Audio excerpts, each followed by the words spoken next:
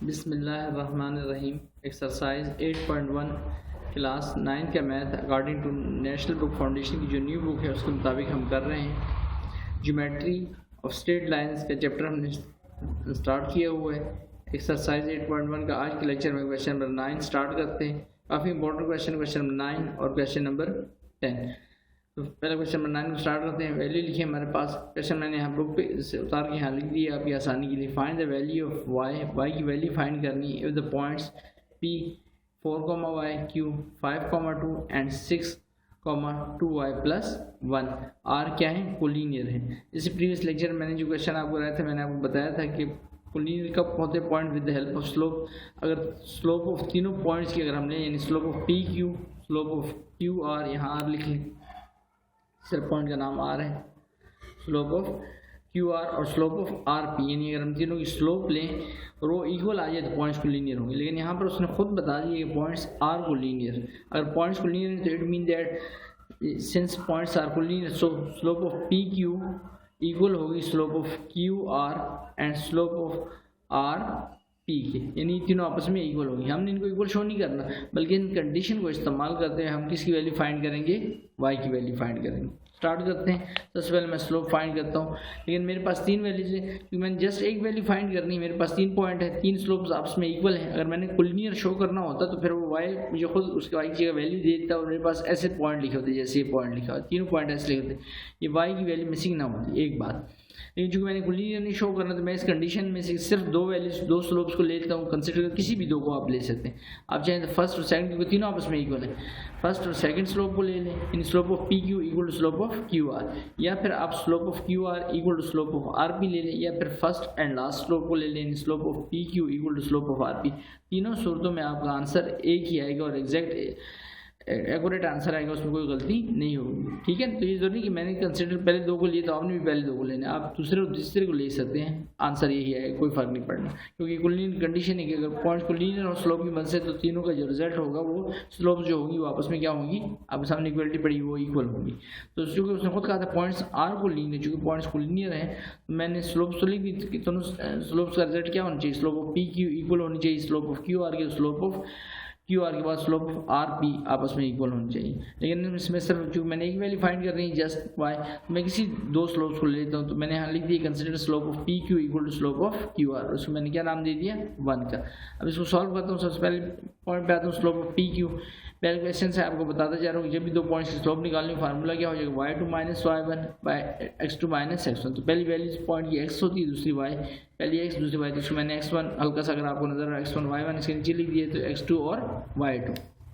ये आपने पेंसिल से लिखना है, प्रीवियस लेक्चर में बता चुका हूँ आपको, ताकि आप जब नेक्स्ट उस पर आएंगे क्यू आर पर तो फिर आप इसको x1 y1 कह देंगे और इसको x2 y2 कह देंगे। ठीक है, आगे चलते हैं। हम यहाँ पर इसको सॉल्व करते हैं। Slope of P Q y2 - y1 by x2 - x1। तो y2 की वैल्यू क्या, y2 की वैल्यू मेरे पास है 2, यहाँ पर माइनस y1, तो y1 की वैल्यू y, तो 2 माइनस यहाँ पर हो जाएगी वैल्यू -y, x2 - x1 तो वैल्यू मेरे पास है यहाँ पर 5 माइनस क्या हो जाएगा 5 - 4, तो 2 में से y तो माइनस नहीं हो सकता तो 2 - y रह गया, 5 - 4 की वैल्यू हो जाएगी मेरे पास 1। तो इस स्लोप आ गई मेरे पास पी क्यू की, जो मैंने यहाँ पर कंसिडर की इन तीनों में से ये वाली पहली स्लोप आ गई। अब दूसरी साइड पर मैंने क्या लिखा है, स्लोप ऑफ क्यू आर, और इस इक्वेशन को मैंने नाम दे दी थी क्योंकि मैंने 3 में से 2 वैल्यूज कंसिडर कर दी थी, मैंने इसको 1 किया दी थी। अब slope of Q are find करते हैं। तो स्लोप ऑफ क्यू आर अब जैसे मैंने आपको ये वैल्यूज हमारी x1 y1 हो जाएगी यहाँ पर, और साथ वाली वैल्यूज क्या हो जाएंगी x2 और y2, किसकी वैल्यूज r की वैल्यूज, इसको x1 y1 कहते हैं, इसको x2 और y2। तो slope of Q R y2 - y1 by x2 - x1। तो y2 - y1 तो y2 की वैल्यू हमारे पास यहाँ पे लिखी हुई है, क्योंकि ये वाली y2 बनेगी, ये x1। अब इस बेसिकली चीज़ कर रहा हूँ पेंसिल से लिखते हैं, इसको मैंने क्या दिया x1 y1, अभी तो आप सामने आपको 2 2 नजर आ रहा है लेकिन मैं क्यू आर फाइंड कर रहा हूँ, तो क्यू आर की समझिए x1 y1 हो जाएगा और ये x2 और y2 नेक्स्ट पार्ट के लिए। तो y2 - y1 तो 2y + 1 - 2 हो जाएगा यहाँ पर, तो यही मैंने लिखा हुआ है यहाँ पर 2y + 1 - 2 एंड x2 - 7, तो ये x2 होगा ये इसके लिए x1 होगा, तो 6 - 5, तो देखिए रिजल्ट नीचे 6 - 5, तो 2y + 1 है, +1 - 2 +1 - 2 क्या रह जाएगा -1 एंड 6 - 5 1 रह जाएगा। स्लोप ऑफ क्यू आर भी मेरे पास आई, दोनों स्लोप्स आ गई। तो मैं इस इक्वेशन में वैल्यू डालता हूँ जिसको मैंने 3 में से 2 को कंसिडर किए थे। Slope of P Q equal to slope of Q R, slope of P Q की वैल्यू 2 - वैल्यू हमारे पास है y डिवाइडेड बाय 1 और नेक्स्ट वैल्यू हमारे पास है स्लोप ऑफ क्यू आर की 2y माइनस 1 बाय 1 वैसे लिखने की ज़रूरत नहीं, लेकिन मैंने जस्ट डिनोमिनेटर आपको समझाने के लिए कि रिजल्ट आ रहा था तो ये लिख दिया साथ में। आगे चलते हैं इसके बाद। सो इक्वेशन है ऊपर लिख दिया मैंने। So equation 1 becomes 2y minus 1 slope of P Q है equal to slope of Q R 2y minus 1 by 1। 1 divide हो रहा है इधर आके मल्टीप्लाई हो जाएगा, 1 डिवाइड हो रहा है इस वैल्यू से आगे मल्टीप्लाई हो जाएगा। 1 से किसी भी चीज़ को मल्टीप्लाई करें रिजल्ट वही रहता है, 1 से किसी भी चीज़ को मल्टीप्लाई करें रिजल्ट सेम वही रहेगा। तो मेरे पास वैल्यू है 2 minus y equal to 2y minus 1। अब देखिए मैंने पॉजिटिव y की वैल्यू फाइंड करनी थी, माइनस वाई की नहीं। तो मेरे पास ये 2y और ये value 2y means 2y greater है माइनस वाई, तो माइनस वाई को मैं राइट हैंड साइड पर शिफ्ट करता हूँ। अभी वैल्यू हो जाएगी प्लस वाई। प्लस 2 अपनी जगह पर ही लेफ्ट हैंड साइड पर, माइनस 1 है इसको right hand side left hand side पर शिफ्ट करता हूँ तो वैल्यू हो जाएगी प्लस 1। 2 + 1 3 हो गया, that is 2y plus Y 3y होगा। मुझे तो y की वैल्यू चाहिए थी, तो 3 और y के दरम्यान कोई नोटेशन नहीं आ रही, इसका मतलब 3 और y आपस में क्या हो रहे हैं, मल्टीप्लाई हो रहे हैं। तो जो वैल्यू मल्टीप्लाई होती है आप दूसरी तरफ जब उसको शिफ्ट करें तो हमेशा वो वैल्यू क्या हो जाती है, डिवाइड हो जाती है। यहाँ पर 3 मल्टीप्लाई होता है, यहाँ पर आगे क्या हो गया, डिवाइड हो गया। तो 3 3 से कैंसिल हो गया, 3 1 ज़ा 3 3 1 ज़ा 3। तो 1 बाय 1 लिखने की ज़रूरत नहीं, हम जस्ट क्या लिखेंगे, इसको 1 लिख देंगे। तो यही हमारा रिजल्ट आ गया। तो y की वैल्यू क्या आ गई हमारे पास 1। तो इस तरह से हमने इसको फाइंड किया। इस क्वेश्चन काफ़ी इंपॉर्टेंट क्वेश्चन थे, यानी पॉइंट्स को लीनियर थे और हमने जस्ट किसकी एक अननोन की वैल्यू फाइंड करनी थी y = 1। उम्मीद है क्वेश्चन आपको अच्छे से समझ आया होगा।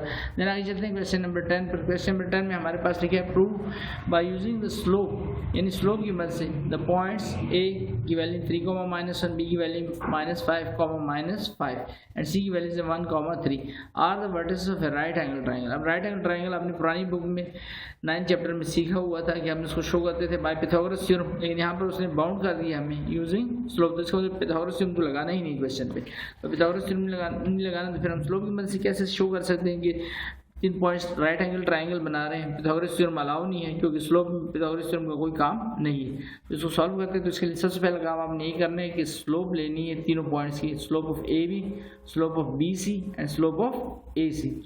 गिवन पॉइंट्स मैंने दोबारा से यहाँ से लिख दिए आपके लिए 3, -1, बी की पॉइंट्स -5, -5, सी की पॉइंट है 1 एंड 3। तो जैसे मैंने आपको सबसे पहले मैं स्लोप फाइंड करूँगा, slope of A B, slope of B C and slope of A C. तो तीनों स्लोप जब आएंगे तो आगे फिर आपको बताता हूँ कि आगे क्या करना होगा, कैसे हम प्रूव करेंगे राइट एंगल ट्राइंगल है या नहीं।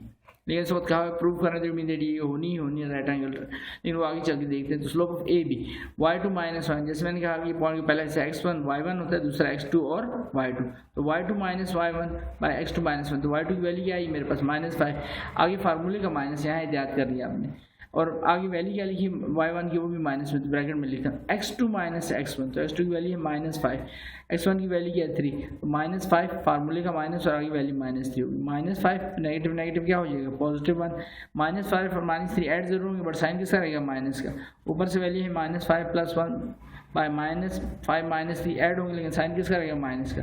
ऊपर से जैसे मैंने कहा नेगेटिव नेगेटिव +1 हो गया, तो -5 + 1 रिजल्ट रहेगा -4 बाय -8। माइनस साइन से कट जाएगा आपकी, और 4 1 ज़ा 4 एंड 4 2 ज़ा 8। तो हमारे पास रिजल्ट क्या रह जाएगा, 1/2